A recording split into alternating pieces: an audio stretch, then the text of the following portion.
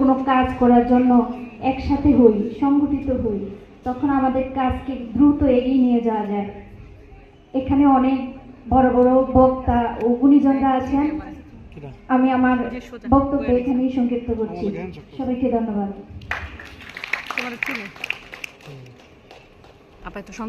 বক্তব্য দিচ্ছি। ধন্যবাদ। আরিফ ভাই আছেন? আবৃত্তি শিল্পী আরিফ ভাই, এ পর্যায়ে আবৃত্তি নিয়ে আসার জন্য অনুরোধ জানাচ্ছি। এতক্ষণ স্বরচিত কবিতা পাঠ এবং বক্তব্য শুনেছি, আবৃত্তি শিল্পীর মাধ্যমে একটা আবৃত্তি শুনি। আরিফ আহমেদ টাঙ্গাইল থেকে এসেছেন, জাতীয় আবৃত্তি শিল্পী আরিফ আহমেদ।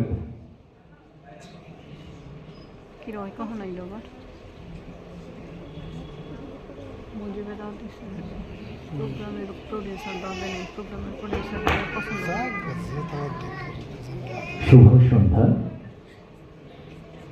সাহিত্য সুন্দর, সাহিত্য মানবতার কল্যাণ এবং মুক্তির অন্যতম মাধ্যম।